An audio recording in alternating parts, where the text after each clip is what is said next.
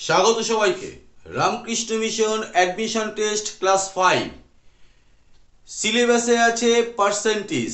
মজার ব্যাপার এটাই, পার্সেন্টেজ মানে আমরা ইন জেনারেল শতকরাটা আমাদের মাথায় চলে আসে, একদম সেটি ভুল করলে চলবে না। শতকরা তো শুধু নয়, শতকরার সাথে পার্সেন্টেজ রিলেটেড যত যত অঙ্ক আছে, একদম বেসিক লেভেলের অঙ্কগুলো, খুব কঠিন অঙ্ক নয়, কিন্তু বেসিক লেভেলের যে অঙ্কগুলো, যেমন সুদ কষা, লাভ ক্ষতি ইত্যাদি ইত্যাদি যত অঙ্কগুলো আছে সবটাই কভার করতে হবে। আজকের আলোচনার বিষয়বস্তু সরল সুদ কষা। খুব স্বাভাবিক, চিন্তিত হওয়ার মতো বিষয়। ক্লাস 4-এর ছাত্রছাত্রী কতটুকু মাথায় রাখবে তার সিলেবাস আছে, সাথে সরল সুদ কষা মানায় একটু উঁচু ক্লাসের সিলেবাস। যতটুকু বলতে হবে ততটুকুই তাদের শেখাতে হবে। কচি মাথা, বেশি চাপ দেওয়া যাবে না, আবার সিলেবাসটাকে কভার করাতে হবে। সঙ্গে থাকো, দেখতে থাকো কিভাবে কতটুকু বলা হবে আর কি কি অঙ্ক করা হবে। খুব সহজ করে বলতে হবে, ব্যাংকে আমরা টাকা রাখি, সেই টাকা আস্তে আস্তে বাড়তে থাকে। যে টাকাটা রাখি সেই টাকাটা হচ্ছে আসল। বেশি কথা ওদের সাথে বলা যাবে না, বললে হিতে বিপরীত হবে। আসল যেটা আমরা ব্যাংকে রেখে আসি, জমা দিয়ে আসি, সেই টাকাটাই হচ্ছে আসল। সেই আসল হচ্ছে পি। ধরে নিতে হবে, বলতে হবে পি মানে হচ্ছে আসল। সুদের হার বোঝাতে হবে তাদের কাছে। এই শব্দগুলো তাদের কাছে একটু কনফিউশন তৈরি করে। সুদের হার মানে কি তারা বুঝতে পারে না। সোজা কথায় বলতে হবে, আমরা যে টাকাটা দিয়ে আসি সেই টাকাটাকে একটা নির্দিষ্ট নিয়মে বাড়াতে থাকে। সেটা কিরকম হতে পারে? 1 বছর যদি টাকা রাখি 5 টাকাও দিতে পারে, 1 বছর যদি টাকা রাখি 7 টাকা হতে পারে। সেইটাকে আমরা আর ধরবো, যেহেতু বছরে আর এই হিসেবটা 100 টাকার উপর হয়, ওই জন্য পাশে পার্সেন্ট দিয়ে দেবো। হয়ে গেল। বছরের শেষে গিয়ে ব্যাংকে যে টাকাটা আমি দিয়ে এসেছিলাম তার সাথে একটা বাড়তি টাকা দেয়, সেই বাড়তি টাকাকে বলা হবে সুদ। তাহলে সেটাকে বলা হবে সুদ।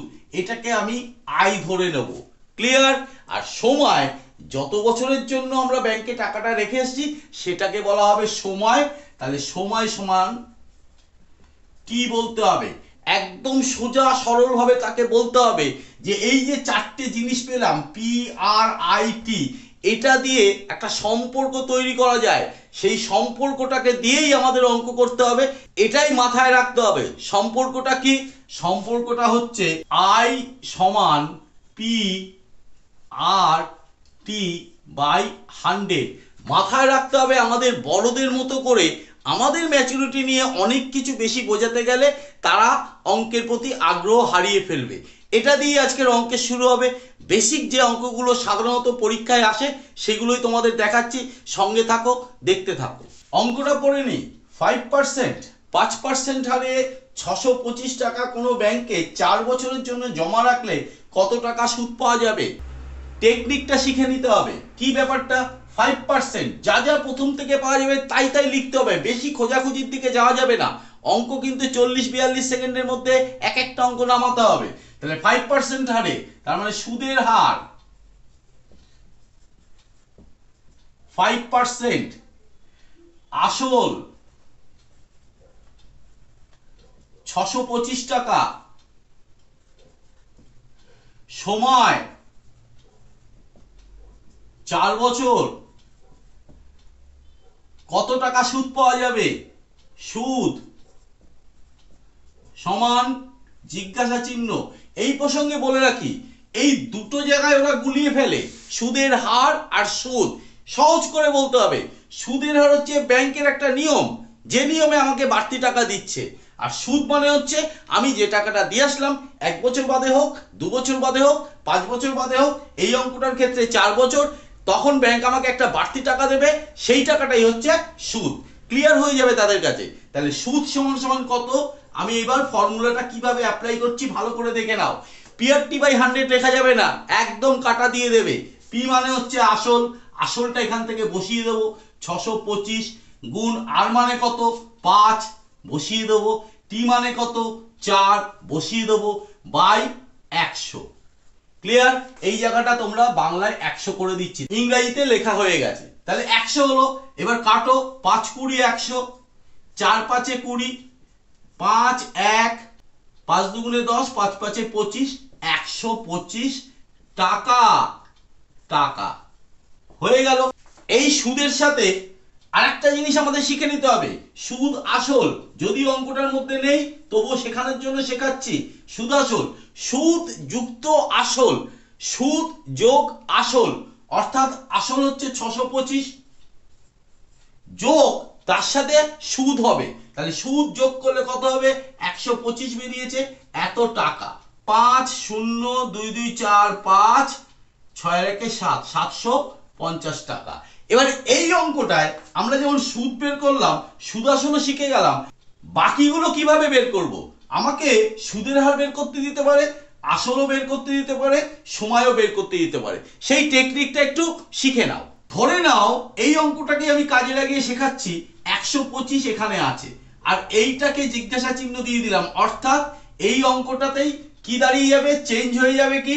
সুদ যদি 125 টাকা পাওয়া যায় তাহলে কত সময়ের জন্য ব্যাংকে টাকাটা রাখা হয়েছে, এই জায়গাটার দিকে এবার একটু তাকাবো। কি বের করতে বলেছে? সময়। তাহলে এই জায়গাটায় প্লেন বলতে হবে, এইটার নিচে একটু এক আছে ধরে নিতে হবে, কোনাকুনি গুণ করলে P R T equal I into 100। এই কোনাকুনি গুণটা তাদের বলে দিতে হবে, এটা করা যায়। যদি পি বের করতে বলে তাহলে পি সমান আই গুণ 100 নিচে আর টি। হয়ে গেল। কিভাবে বের করলাম? পি আর টি বের করছি কি আমি? পি, তাহলে পিটা বাদিকে আছে, তার সাথে কে জুড়ে আছে? আর টি। আর টিটা তলায় চলে যাবে। একই নিয়মে আর যদি বের করি তাহলে আর এর সাথে কে জুড়ে আছে? পি এবং টি, তাহলে আই গুণ 100 ওপরে যেমন আছে, নিচে পি আর টিটা চলে যাবে। ক্লিয়ার? আবার একই নিয়মে টি সমান মানে সময় বের করতে হবে, টি এর সাথে কে লেগে আছে? পি আর, তাহলে সেইটা একই রকম ভাবে আই গুণ 100 বাই পি আর, সবকটাই বের করা যাবে। এবার এই যে পাল্টে দেওয়া অঙ্কটা, তাহলে এটা কি বের করতে বলছে? সময়। তাহলে সেই সময়টা এখানে বের করছি, দেখো যেমন এরকম আছে লিখতে হবে। এইবার এখানে লিখতে হবে সময় সমান, সময় সমান কি হবে? ওপরে কি আছে? আই গুণ 100, আই তো আমার দেওয়া আছে 125 গুণ 100 তো দেওয়া আছে, নিচে কি আছে? পি আর 625 তো এখানে আসল, তাহলে 625 গুণ সুদের হার আর পার্সেন্ট, সেটা কত? 5। ক্লিয়ার? 125 দিয়ে যদি আমি 625 কে করি 5 যাবে, 5 দিয়ে যদি এটাকে করি 20 যাবে, 5 দিয়ে যদি করি 4। দেখো আগের অঙ্কটাতেও আমি 4ই তো দিয়েছিলাম, তাই না? তার সব কটা কিন্তু এইটুকু বেসিক নিয়মের উপরেই কিন্তু সব কটা অঙ্ক তুমি করতে পারবে, আর এইভাবেই প্র্যাকটিস করতে হবে। এর বাইরে খুব একটা বেশি বেরোনোর দরকার নেই, এর মধ্যেই চলে আসে।